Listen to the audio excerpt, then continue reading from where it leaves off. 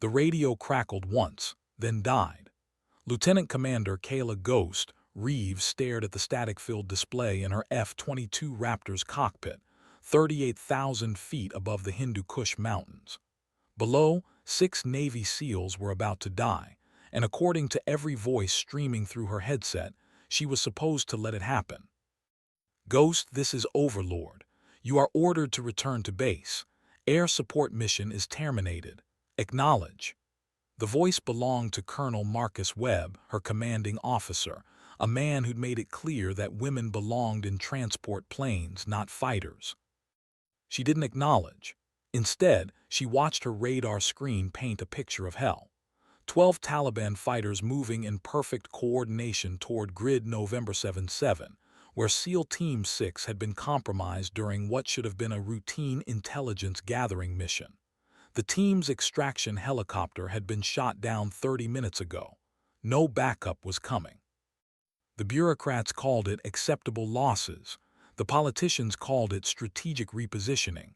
Kayla called it what it was: abandonment. Her fighter jet, a $150 million piece of American engineering, banked slightly in the thin air. The twin Pratt and Whitney engines hummed with restrained power, waiting for her decision. She'd been flying for 8 years, had logged over 2,000 combat hours across 3 deployments, and had never disobeyed a direct order. Her record was spotless, her reputation built on precision and protocol. But 37,000 feet below, Staff Sergeant Miguel "Viper" Santos was bleeding out from shrapnel wounds while his team prepared for their final stand. She'd monitored their communications for the past hour, listened to their tactical assessments grow increasingly desperate. They had maybe 10 minutes before the Taliban closed the net. "Ghost, respond immediately or face court-martial proceedings." Webb's voice carried the weight of threatened careers and broken dreams. Kayla's gloved hand hovered over her radio transmit button. Through her helmet's heads-up display, she could see the infrared signatures of the enemy fighters moving through the rocky terrain like deadly ants. The SEALs were outnumbered, outgunned, and out of time.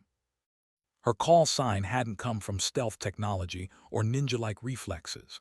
It came from her ability to appear when others had given up hope, to materialize from nowhere when death seemed certain. 3 years ago in Syria, she'd saved a downed pilot everyone assumed was dead. 2 years ago over Iraq, she'd provided cover for a rescue operation that wasn't supposed to exist. Today, she would earn that call sign again. Her finger pressed the transmit button, but not to respond to Overlord. "Viper, this is Ghost. I've got eyes on your position. Air support is inbound." The response came immediately, filled with disbelief and desperate gratitude. "Ghost, we were told." "What you were told doesn't matter. What matters is getting you home." Colonel Webb's voice exploded through her headset. "Lieutenant Commander Reeves, you are in direct violation of orders. Return to base immediately." Kayla reached over and switched off her command frequency. The sudden silence felt like freedom. She pushed her throttle forward and dove toward the mountains below, where 6 men waited for a miracle they didn't know was coming. Her F-22 screamed through the thin air, its stealth coating making it nearly invisible to enemy radar. But stealth wouldn't save the SEALs. Only precision, timing, and a willingness to sacrifice everything would do that. The altimeter spun downward, 35,000 feet, 30,000, 25,000. With each 1,000 feet of descent, the air grew thicker, the mountains larger and her career smaller. By the time she reached operational altitude, she would be facing court-martial, discharge, and the end of everything she'd worked for since joining the Air Force Academy at 18. But Miguel Santos would go home to his 3 daughters in San Antonio.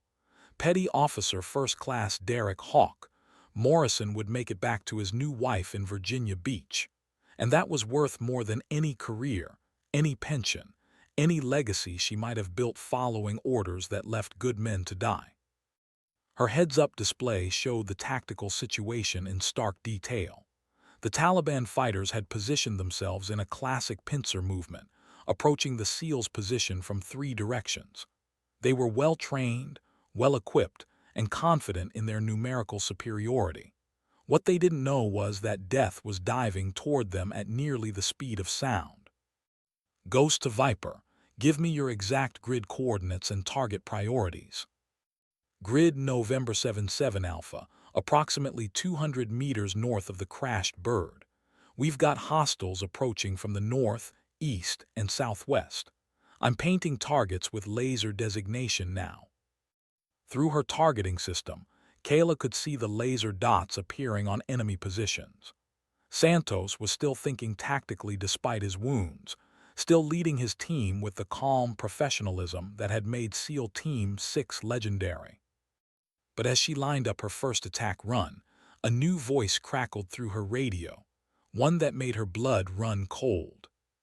All units, this is General Patricia Hammond, Pacific Air Forces. Any pilot providing unauthorized air support will face immediate court-martial and criminal prosecution. Ghost, acknowledge and return to base. General Hammond wasn't just any commanding officer. She was Kayla's mentor, the woman who'd pushed her through flight school when instructors said she was too small, too emotional, too female for fighter aircraft. Hammond had opened doors that others tried to slam shut, had fought battles in Pentagon conference rooms so that pilots like Kayla could fight battles in the sky. Now she was ordering her protege to abandon 6 men to die. Kayla's hand trembled slightly on the control stick. Below, the Taliban fighters were less than 50 meters from the SEAL's position. Santos's voice came through her radio, steady despite the pain and approaching death. Ghost, if you're going to do something, do it now. She armed her weapons systems and rolled into her attack dive. The choice was made. The F-22 Raptor screamed toward Earth like a metallic angel of vengeance, its 20 cannons spinning up to firing speed. At this altitude in these mountains, precision would mean the difference between saving lives and taking them. One mistake, one miscalculation, and she might kill the very men she was trying to save. Her targeting computer locked onto the first group of Taliban fighters. The range closed rapidly. 800 meters, 600, 400. At 200 meters, she squeezed the trigger. The cannon erupted in controlled bursts, each shell finding its mark with surgical precision. The first group of attackers disappeared in explosions of dust and debris. Before they could react, she was already banking toward the second target zone, her aircraft's maneuverability allowing her to shift between attack vectors in seconds. Holy shit, Ghost, that was danger close. Viper's voice carried equal measures of awe and relief. Viper, move your team to the crash site. I'll keep the hostiles suppressed while you set up a defensive perimeter. But even as she spoke, her radar warning receiver began screaming. Surface-to-air missiles were locking onto her position. The Taliban had brought more than rifles to this fight. She deployed chaff and flares, the countermeasures creating a deadly fireworks display in the mountain air. The first missile lost lock and detonated harmlessly behind her. The second tracked true, forcing her into a high-G turn that pressed her deep into her ejection seat. The missile missed by less than 20 meters. Ghost, you've got more SAM sights lighting up. This is getting too hot. Santos's concern was evident even through the radio static. But Kayla had already seen what he couldn't from ground level. This wasn't just a Taliban ambush. It was a trap designed specifically to bring down American aircraft. Someone had leaked their mission parameters. Someone had set up this entire scenario to create another Black Hawk Down incident that would dominate news cycles for months. And she'd flown straight into it. Her fuel gauge showed she had perhaps 20 minutes of operational time remaining. Not enough to wait for backup, not enough to conduct a prolonged engagement. She needed to end this quickly and decisively, or both she and the SEALs would become statistics in someone else's political calculation. She climbed rapidly, seeking altitude and perspective. From 12,000 feet, She could see the entire battlefield spread below like a deadly chess game. The Taliban had positioned their forces in a nearly perfect tactical formation, with overlapping fields of fire and multiple escape routes.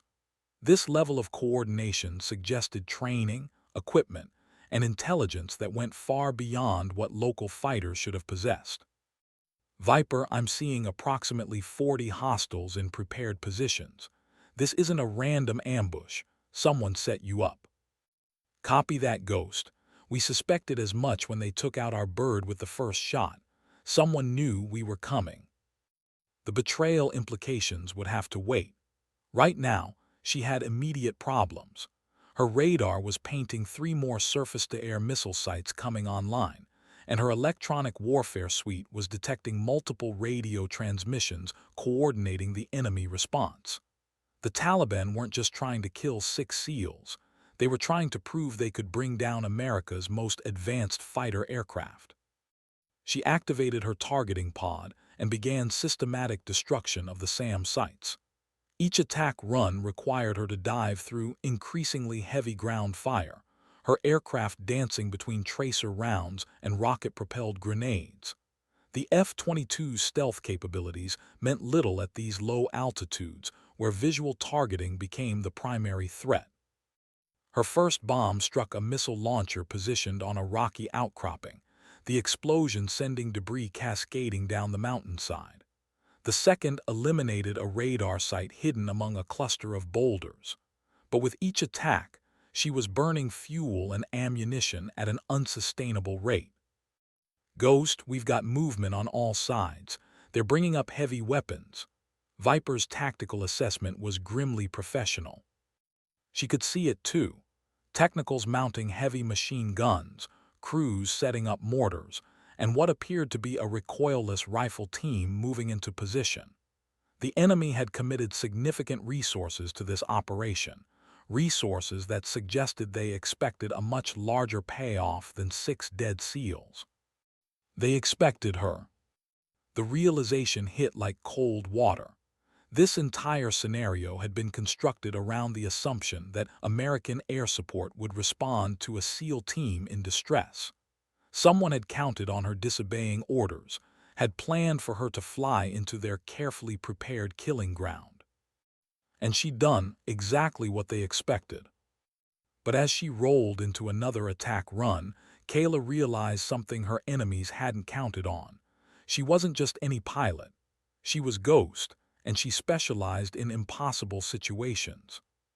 Her radio crackled with a new transmission, this one on an encrypted emergency frequency that only a handful of people knew existed. Ghost, this is Phantom. I've got your 6. She glanced at her radar display and felt her heart skip. Another F-22 was approaching her position at high speed, flying nap of the earth to avoid detection. The pilot's call sign made her smile despite the circumstances. Major Elena, Phantom, Vasquez had been her wingwoman during their last deployment, a Texan with nerves of steel and a talent for appearing exactly when situations looked hopeless. If anyone was going to disobey orders to provide backup, it would be Phantom. Elena, what the hell are you doing here? Same thing you are, saving some lives and probably ending our careers. The 2 F-22s formed up in combat spread, their combined firepower suddenly shifting the tactical balance.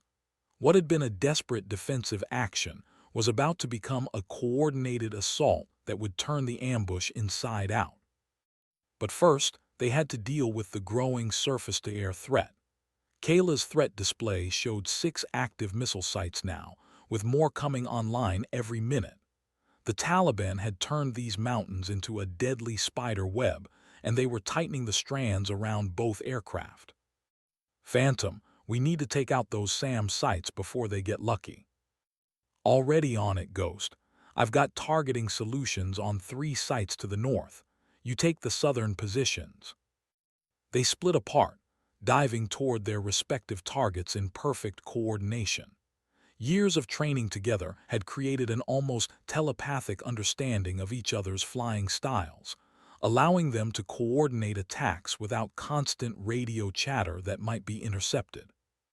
Kayla's first bomb eliminated a missile site positioned in a cave entrance, the explosion sealing the opening permanently. Her second struck a mobile launcher that had been trying to relocate, catching it in the open and destroying both the missile system and its crew. "Splash 2 SAM sites," she reported. "Same here, Ghost, but I'm seeing more hostiles moving up from the valley. This is bigger than just one ambush." Alina was right. Kayla's expanded tactical display showed vehicle convoys approaching from multiple directions, turning what should have been a local firefight into a major engagement. Someone had invested serious resources in this operation, and they weren't finished yet. "Viper, can you give me a tactical assessment of your situation?" Santos's response was interrupted by gunfire before he could complete his thought. "Ghost, we've got immediate contact from multiple directions. Morrison's hit, and Williams is down to his last magazine. I don't think we can hold this position much longer." The time for gradual escalation had passed. Kayla made a decision that would either save 6 lives or ensure all 8 of them died together. She armed her entire remaining ordnance load and prepared for danger-close air support that would push every safety protocol beyond its limits. At the speeds and altitudes she was planning, there would be no margin for error. "Phantom, I'm going to drop everything I have on the northern approach. Cover the southern route and watch for ground fire." "Ghost, that's suicide. You'll never pull out in time." "Watch me." She rolled inverted and dove toward the mountainside at nearly vertical angle, her airspeed building toward dangerous levels. The F-22's frame groaned under the stress, and her warning systems activated in sequence as she pushed the aircraft beyond its normal operational envelope. At 3,000 feet above ground level, she released her entire bomb load in a single devastating attack run. The string of explosions walked across the Taliban positions like thunder made visible, each detonation creating a crater where enemy fighters had been moments before. But the attack run wasn't finished. As she pulled out of her dive, her 20 cannon continued firing, suppressing any remaining resistance and creating a corridor of devastation that stretched for nearly half a mile. The pull-out forces slammed her deep into her seat, her vision graying at the edges as G-forces approached the limits of human endurance. For a moment, she wasn't sure the aircraft would respond, wasn't sure she would remain conscious long enough to complete the maneuver. Then she was climbing again, her aircraft intact, her mission successful. The battlefield below had been transformed from a coordinated ambush site into a smoking wasteland. Where 40 Taliban fighters had been advancing minutes before, only scattered survivors remained, and they were retreating toward distant ridgelines. "Jesus Christ, Ghost, that was the most insane thing I've ever seen." Phantom's voice carried a mixture of admiration and disbelief. But Kayla was already thinking ahead to the next challenge, getting the SEALs out of the mountains before enemy reinforcements arrived. "Viper, what's your team's status?" "Morrison's stable but needs immediate medical attention. Williams has a broken arm and Jackson's been fighting with a concussion for the past hour. We're mobile, but barely." "Copy that. I'm calling for emergency extraction." She switched to the emergency rescue frequency and began transmitting the coordinates for an immediate medical evacuation. But even as she spoke, she knew the bureaucratic machinery she defied would complicate any rescue operation. "Ghost, this is rescue control. We show no authorized air support in your area. Confirm your identity and authorization." The moment of truth had arrived. She could lie, claim emergency authority, try to navigate the bureaucratic maze while 6 men waited for help. Or she could tell the truth and accept the consequences. "Rescue Control, this is Lieutenant Commander Kayla Reeves, call sign Ghost. I am conducting unauthorized close air support for SEAL Team 6 under emergency conditions. I need immediate medical evacuation for wounded personnel at Grid November 77 Alpha. The silence that followed lasted nearly 30 seconds. When the voice returned, it carried the weight of career-ending decisions. Ghost, you are ordered to return to base immediately. No rescue operations are authorized for your location. But before she could respond, another voice cut through the radio chatter, one that carried enough authority to override any standing orders.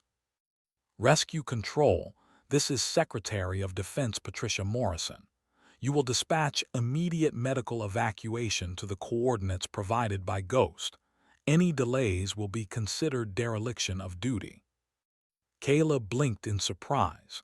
The Secretary of Defense was monitoring tactical radio frequencies in a combat zone. That level of high-level attention meant this situation had implications far beyond one disobeyed order. Copy, Madam Secretary. Rescue birds are airborne, ETA 12 minutes. As she orbited above the crash site, maintaining overwatch until the rescue helicopters arrived, Kayla began processing what had just happened. Someone with cabinet-level authority had been monitoring her unauthorized mission, had been prepared to intervene when bureaucracy threatened to cost lives. This wasn't just about 6 SEALs or one disobedient pilot. This was about something much larger, much more dangerous. Ghost, this is Phantom. We've got company approaching from the east. She checked her radar and felt her blood chill. 2 aircraft were approaching at high speed, their transponders identifying them as friendly F-16s. But friendly aircraft didn't typically arrive unannounced during ongoing combat operations. Phantom, those birds aren't on our mission roster. Someone sent them after us. The lead F-16 pilot's voice crackled through her radio with unmistakable authority. Ghost and Phantom, you are ordered to accompany us back to base immediately. Any deviation will be considered hostile action. The threat was clear. Colonel Webb had dispatched fighters to force her back to base, using the same aircraft she'd trained with, piloted by colleagues who would follow orders regardless of their personal feelings. But the rescue helicopters were still 8 minutes away, and the SEALs were still vulnerable to counterattack. She couldn't abandon them now, not when safety was so close. Lead F-16, this is Ghost. I am providing combat air patrol for ongoing rescue operations. I will return to base when the mission is complete. Ghost, you have 30 seconds to comply, or we will consider you hostile. The ultimate confrontation had arrived. American pilots threatening to shoot down American pilots over a question of following orders versus saving lives. Her career, her freedom, and possibly her life now hung on decisions made by men flying aircraft designed to kill. Elena's voice came through a private channel. Ghost, I've got your back whatever you decide. The rescue helicopters appeared as distant specks on her radar display, still 6 minutes out. 6 minutes that would determine whether this ended as a rescue operation or a tragedy that would dominate news cycles for months. She made her choice the same way she'd made every other decision that day, by choosing life over protocol. Lead F-16, I am remaining on station until rescue operations are complete. If you consider that hostile, then engage accordingly. The F-16 split formation and began positioning for attack runs. Her threat warning systems activated as targeting radars locked onto her aircraft. In 30 seconds, she would either be under fire from her own colleagues or they would back down from the most serious case of friendly fire in Air Force history. Below, Miguel Santos looked up at the contrails crisscrossing the sky above his position and keyed his radio one final time. Ghost, whatever you're doing up there, thank you. My daughters are going to get to see their father again because of you. Those words made everything else, the court-martial, the discharge, the end of her career, completely worthwhile.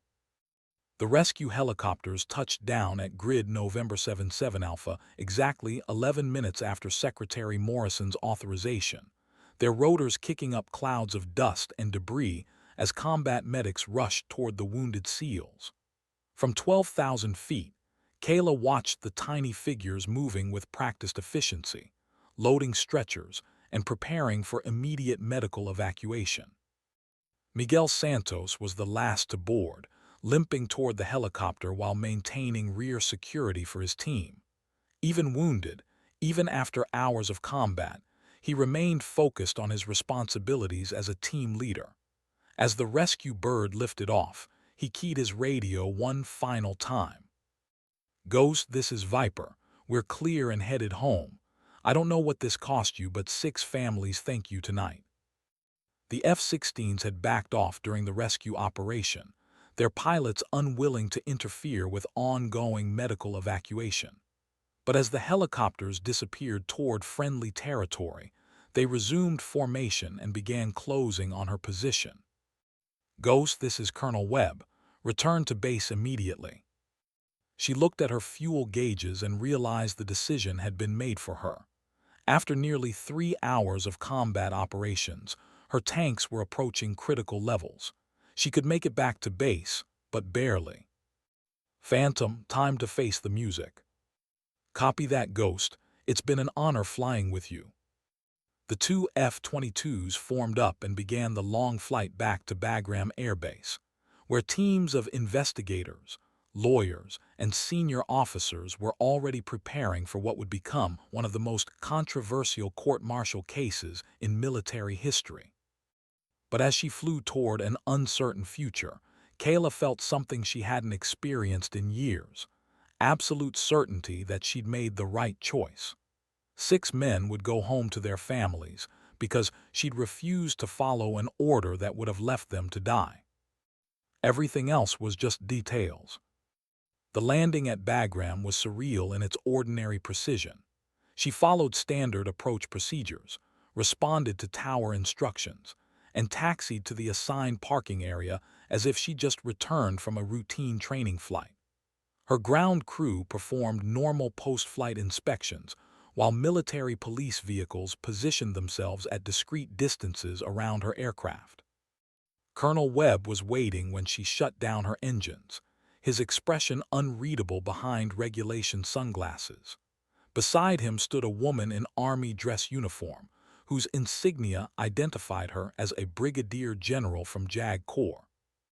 "Lieutenant Commander Reeves, you are under arrest for disobeying direct orders, conducting unauthorized combat operations, and endangering military personnel. You will surrender your sidearm and submit to escort immediately." She handed over her pistol and allowed herself to be led toward a waiting vehicle, but not before looking back at her F-22 one last time.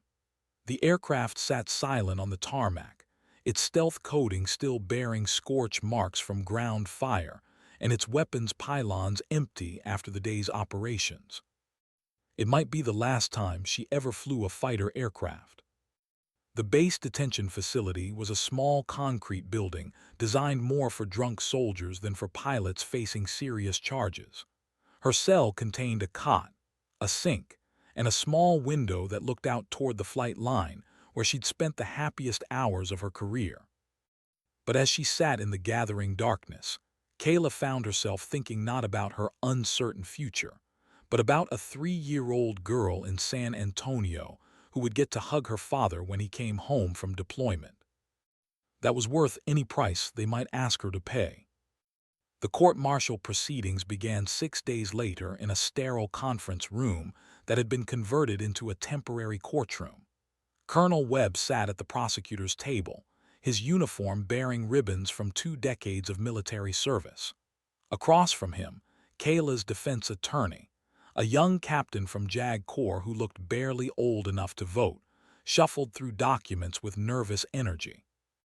"The accused will rise," announced the military judge, a stern-faced colonel whose own pilot wings suggested he understood the complexities of the case better than most. As she stood, Kayla noticed the gallery was packed with personnel from across the base. Word had spread about the pilot who disobeyed orders to save SEAL Team 6, and opinions were sharply divided between those who saw her as a hero and those who viewed her as a dangerous precedent. The charges were read with military precision: willful disobedience of orders, conducting unauthorized combat operations, reckless endangerment of military personnel, and violation of established command protocols. Each charge carried potential penalties ranging from reduction in rank to dishonorable discharge and imprisonment. But as the prosecutor outlined the case against her, something unexpected happened. The door at the rear of the courtroom opened, and Miguel Santos entered wearing his dress blue uniform. His left arm was in a sling, and he walked with a slight limp from his injuries, but his presence transformed the atmosphere in the room. Behind him came the other 5 members of his SEAL team, all showing various signs of their ordeal, but all standing tall in their dress uniforms. They took seats in the front row of the gallery, their silent solidarity speaking louder than any testimony. The prosecution's case was methodical and damning. Radio transcripts proved she'd received direct orders to return to base. Flight records showed she disobeyed those orders for nearly 3 hours. Video evidence from her aircraft's cameras documented her unauthorized attack runs and weapons expenditure. But when Colonel Webb played the recording of her final radio transmission, if you consider that hostile, then engage accordingly. A murmur ran through the courtroom that suggested not everyone saw her words as mutinous defiance. The prosecution will demonstrate, Webb continued, that Lieutenant Commander Reeves placed her personal judgment above established command authority, endangered military personnel through reckless actions, and violated every principle of military discipline that ensures effective operations. The defense's opening statement was brief and direct.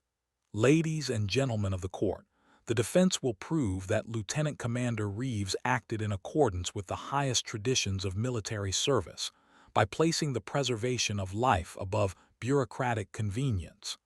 6 American service members are alive today because she refused to abandon them when politics trumped humanity. The first day of testimony focused on technical aspects: radio communications, flight records, weapons expenditure reports. It was dry, methodical, and devastating to her case. Every piece of evidence confirmed that she'd systematically violated direct orders from multiple levels of command. But on the second day, the prosecution called their key witness, General Patricia Hammond, the woman who'd been Kayla's mentor and advocate throughout her career. Hammond entered the courtroom with the bearing of an officer who'd spent 30 years breaking barriers and fighting battles in Pentagon conference rooms. Her testimony was expected to be the final nail in Kayla's professional coffin. "General Hammond," Colonel Webb began, "please describe your relationship with the accused." "I've known Lieutenant Commander Reeves for 8 years, since she was a cadet at the Air Force Academy. I've followed her career closely and have served as both her commanding officer and mentor. In your professional opinion, was her conduct on the day in question consistent with her training and character?" Hammond looked directly at Kayla before answering, and for a moment the courtroom held its breath. "Colonel Webb, Lieutenant Commander Reeves' conduct was entirely consistent with the character and training that has made her one of the finest pilots I've had the honor to serve with. She saw American service members in mortal danger, assessed the tactical situation, and took decisive action to preserve life. That is exactly what we train our combat pilots to do." The prosecutor's confident expression faltered. This wasn't the testimony he'd expected from the general who'd ordered Kayla to return to base. "But General, she directly disobeyed your orders and those of Colonel Webb. How can you characterize that as proper conduct?" Hammond's answer would become legendary in military circles. "Colonel, I've given thousands of orders during my career. Some were correct, some were mistakes, and a few were disasters that cost lives.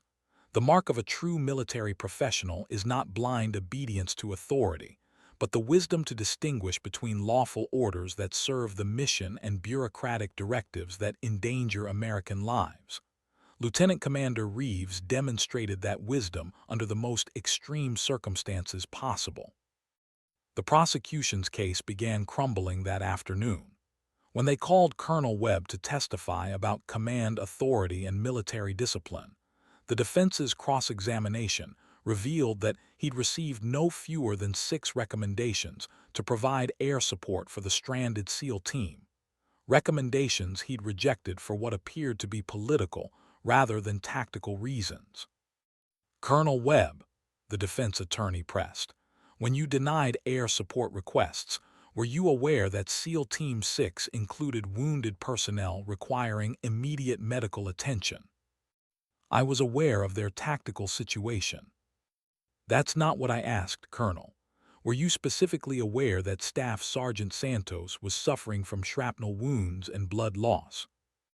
Webb's pause was barely perceptible, but in a military courtroom, it might as well have been a confession. I was aware they had casualties. And yet you denied multiple requests for medical evacuation support. Why? Because, Webb said, his voice rising slightly, we cannot allow individual pilots to ignore command structure whenever they disagree with orders. Military discipline requires officers to preserve the lives of American service members, the defense attorney interrupted. Isn't that a higher priority than bureaucratic chain of command? The objection from the prosecution was sustained, but the damage was done. The courtroom had heard a senior officer struggle to justify abandoning wounded Americans for procedural reasons. But the defense's most powerful witness was yet to come. On the morning of the 3rd day, Staff Sergeant Miguel Santos took the stand. His arm was still in a sling, but he wore his dress uniform with the quiet pride of a professional warrior. The silver star and purple heart on his ribbon rack testified to previous acts of courage under fire. Sergeant Santos, the defense attorney began, please describe your team's tactical situation when Lieutenant Commander Reeves first made contact. Santos's answer was delivered with the precision of a military briefing. Sir, our helicopter had been shot down by coordinated ground fire approximately 37 minutes earlier. We had 2 wounded personnel, limited ammunition, and were surrounded by approximately 40 hostile forces in prepared positions. Our radio communications with higher headquarters had been sporadic due to terrain masking, and we had received no indication that extraction or air support was available. What was your team's assessment of your survival chances? For the first time, Santos's military bearing cracked slightly. Sir, we were preparing for our final stand. We had perhaps 10 minutes before being overrun. Then Lieutenant Commander Reeves made contact. What was her first transmission? She said, Viper, this is Ghost. I've got eyes on your position. Air support is inbound. The courtroom was absolutely silent as Santos continued. Sir, I've served 3 tours in Afghanistan and 2 in Iraq. I've been in situations where we called for help and were told none was available. But I had never, his voice caught slightly, never had a pilot tell me she was coming when everyone else had written us off. The defense attorney paused to let the weight of that testimony settle before asking his final question. Sergeant Santos, in your professional military opinion, did Lieutenant Commander Reeves' actions save your team's lives? Sir, there is no doubt whatsoever. Without her intervention, 6 American service members would have died that day. She risked her career, her freedom, and her life to bring us home. That is the finest example of military service I have witnessed in 15 years of combat operations. When the prosecution cross-examined Santos, they focused on whether proper procedures had been followed, whether authorized channels had been exhausted, whether military protocols had been observed. But each technical question only reinforced how bureaucratic priorities had nearly cost 6 lives. Sergeant, aren't you concerned about the precedent of pilots ignoring orders whenever they choose? Santos looked at the prosecutor with the steady gaze of a man who'd faced death and been saved by someone willing to break rules. Sir, I'm concerned about the precedent of abandoning American warriors when politics becomes more important than lives. The defense rested after Santos's testimony. They had presented no technical experts, no procedural arguments, no complex legal theories. They had simply told the truth about what happened when one pilot chose humanity over bureaucracy.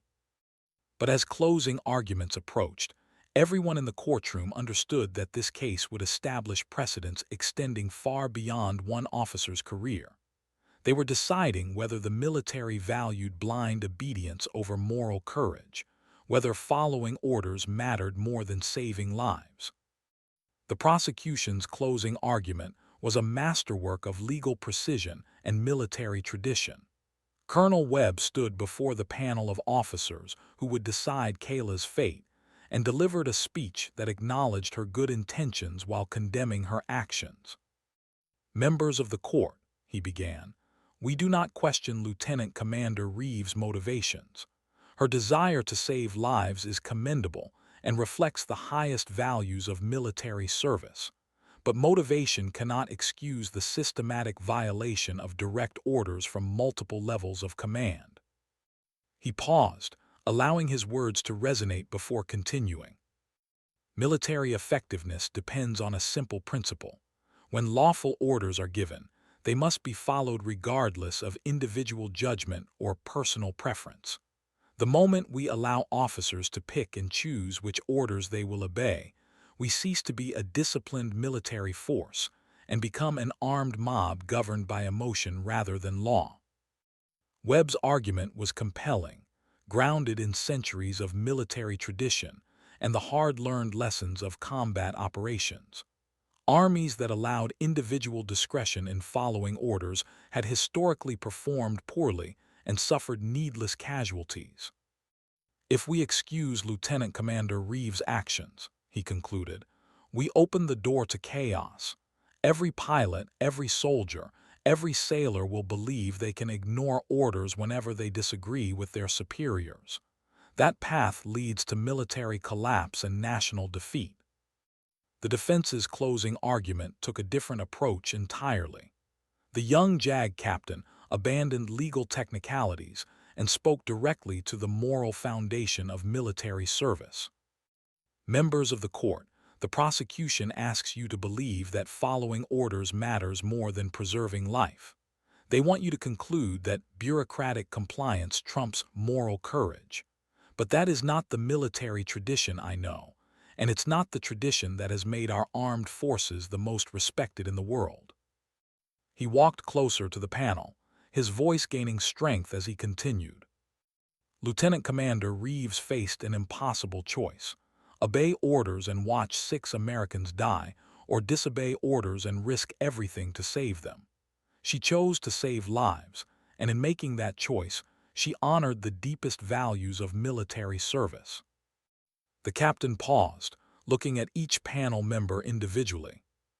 "The prosecution warns about precedent, about the dangers of allowing individual judgment to override command authority. But what precedent do we set if we punish an officer for saving American lives? What message do we send to every service member who might face a similar choice in the future?" His final words would be quoted in military academies for years to come. Members of the court, Lieutenant Commander Reeves didn't abandon military discipline that day. She embodied it. She demonstrated that true military professionals serve something higher than their own careers, something more important than procedural compliance. They serve the sacred obligation to bring their fellow warriors home.